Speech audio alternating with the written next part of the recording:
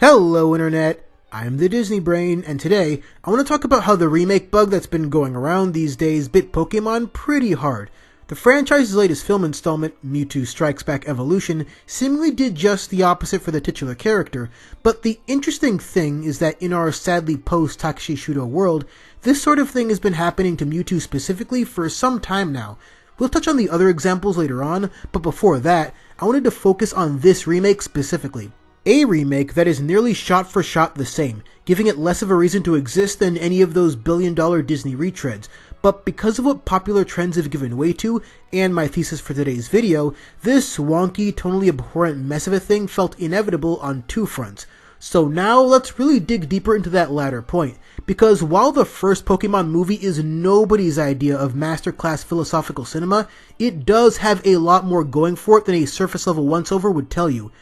As some of us know, the original origins of Mewtwo as far as anime continuity goes is as follows. A scientist's daughter dies, then scientist's marriage breaks down because he pours himself into trying to save her, and Giovanni, being the beautiful Italian mobster that he is, makes him an offer he cannot refuse. And all this, well before the central themes of purpose and what defines life come into play. The combination of emotional turbulence, morally gray science, and dirty money are all well conveyed, even to some degree in the American version, despite its numerous omissions. And that's because Mewtwo's first scene is captured in the exact right, dreary, shadowy way. And this scene can also be interpreted in a number of ways, none of which necessarily contradict each other. Mewtwo's inherent disconnect to his human creators early on is made evident here, a scene countered by the resolution's calming of the storm, and specifically the light that follows. But also, the fact that the scientists are fully aware of their work as Team Rocket lackeys is clear, by those same shadows. They aren't doing this for the love of discovery. The man says it best. They were dreaming of creating the world's strongest Pokemon, and they succeeded, and as a result, paid the iron price for playing God. What you'll also notice is that further along in the movie, our lovable Rocket trio runs across a recording of these events meant to invoke the panic and horror associated with their scientific breakthrough gone rampant, and all for the purpose of making it abundantly clear that this never should have happened, and Mewtwo's was a power they never could have hoped to control. Which now brings me to Evolution, where this exact same scene, almost word for word, is lit up brighter than the Aether Foundation. The difference of course being that we're meant to think, however effectively on the game's part, that Lusamine isn't consumed by her lust for power initially. But not only does this version of the tale inexplicably do away with many of the important details that set the foundation for Mewtwo's creation, again, but it also does away with all the neat visual cues that the opening moments present us with. And the lighter nature of how this scene plays out, in more ways than one, actively damages what Mewtwo is supposed to represent, because he's still the result of playing God. He's still the endgame of countless failed experiments financially backed by the man with Lord knows how much influence in the Kanto underbelly. Like, seriously, give this guy a movie already. But even for as much as this scene doesn't really work atmospherically, it works just as poorly in terms of screenplay. Mewtwo's need for purpose and the disillusionment with what humans forced upon him was made clear originally. He didn't really say a lot or address people directly most of the time, which worked well to sell his eventual latching on to a rigid, simplistic worldview. But this movie has the consistent feature of presenting Mewtwo as much more of a chatterbox, which undermines many elements of the script. This opening scene specifically places an added focus on Mew and what his connection with Mewtwo could be, and Mewtwo is very much captivated by that unknown, even beyond relative power levels. This would have been a neat avenue to explore further, especially since Mew being his kind of father, or really any of the things Mewtwo questioned, would fundamentally alter his perception on what it means to be a clone, even without the rest of the movie happening. But unfortunately, this additional bit of jibber-jabber is just that. Hollow words meant to paint Mewtwo and the scientists in a slightly quirkier light.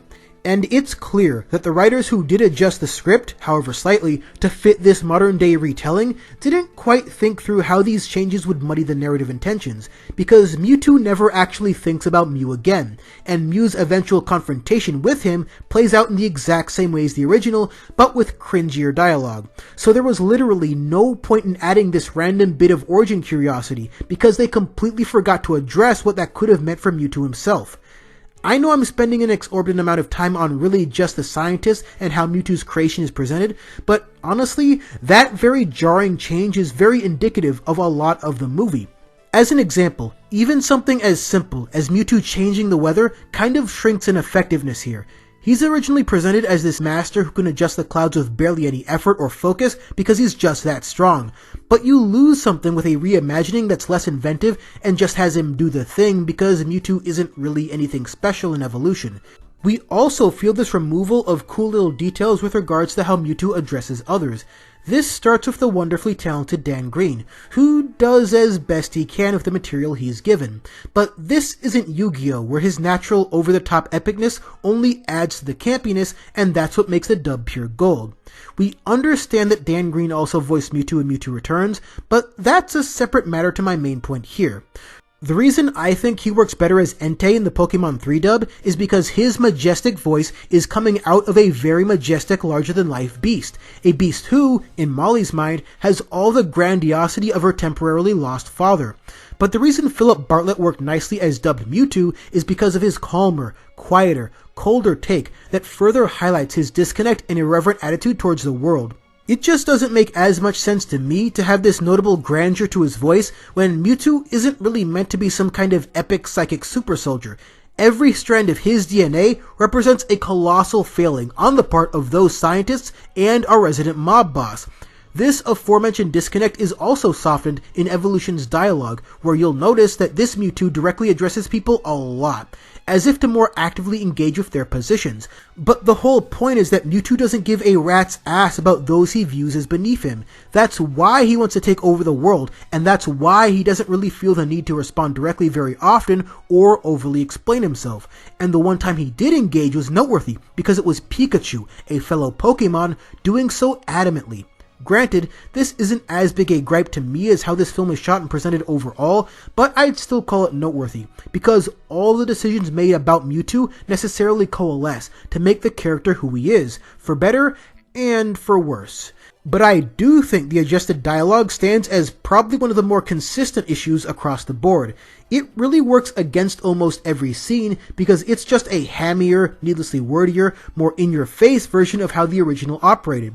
So if you thought the first Mewtwo Strikes Back was a bit overcooked as far as its straightforward approach to several largely abstract concepts, you ain't seen nothing yet. That having been said, there is one change I really liked on that end and I wish applied to more of the film. The one time the dialogue change actually works is when Meowth is talking to his clone. Originally, that scene was the exact point in where the nuance of the core themes is put to pasture. But here, it's just two cats talking about the moon and wondering why they're even doing something so mundane. In that moment, they finally made a positive change to the script, and it spoke more to the takeaways of this film in 10 seconds than almost anything Mewtwo did here in the entire runtime. Everything else about the film plays out mostly fine. The animation style makes everything we see much less tangible, which also makes the fighting much less impactful, so that wasn't great, but this also works to the benefit of some of the action shots as well. The characters beyond Mewtwo don't change very much, besides a need to revive the jelly-filled donut meme, and an added abundance of Charizard that I didn't think quite worked, or was necessary despite him being my favorite Mon. So all that's fairly fine and not really as discussion-worthy in my mind. But what this film really speaks to is how Mewtwo's impactful backstory keeps getting whittled away the more he appears. This may have began with 4 kids, but it sure as hell didn't end there, because later on, we got that boring as sin Genesect movie in where Mewtwo's backstory is reduced and or recreated into something far more palpable and far less interesting. And then, you have the significantly more watchable Detective Pikachu. It holds on to some of Mewtwo's foundational elements, but now he already comes equipped with the trusting this one specific human card, and because of that, he erases his memory and turns him into a Pokemon, as one does. And I'm not saying that either example is in and of itself a bad thing. I think the Genesect film is bad and that Detective Pikachu is fine for reasons that stretch well beyond Mewtwo's place in either, but it's weird to me that Pokemon has consistently distanced themselves from the great way they initially constructed Mewtwo for the big screen. So while I love the fact that the best writer for this franchise, and Mewtwo's original writer, is posthumously given credit here, as he was with a much better retread in I Choose You, the more I think about Evolution, the less of an honor that feels like. We are, after all, talking about the man who blew his top because the ending of Pokemon 3, among other things, wasn't what he intended, and I don't blame him. Pokemon 3 was an extremely personal journey for him because it was inspired by his feelings towards his mother's hospitalization and his ideas on fatherhood. As such, he thought very carefully about the relationships presented in the film. But health complications meant leaving some of the writing in the hands of Hideki Sonata, a man with a longer but much lesser track record by comparison. So naturally, he didn't quite get what Shudo wanted out of the rest of the film, and that's really telling, because here, in this nearly shot-for-shot remake, Shudo might be recognized, but I'd be hard-pressed to argue that Shudo was understood. Because more than 2 decades after he penned the first Pokemon movie, this marginally different screenplay completely forgets everything that was captivating about its central character, both in terms of the finer details and the hit-you-in-the-face scenes and settings. And they also forgot that Vikings still exist and mostly live in Minnesota, but that's neither here nor there. It's not the worst Pokemon movie I've seen. It's not even the worst thing I've watched this year. But I would describe this plain-as-paced, uninspired, thoughtless, by-the-book CGI touch-up as needlessly frustrating. And unless you have an extreme fondness for this specific computer-generated style, I really can't find a reason to recommend it when it never needed remaking in the first place. But those are just my thoughts, and I hope you'll all share yours down below. And as always, thanks for watching.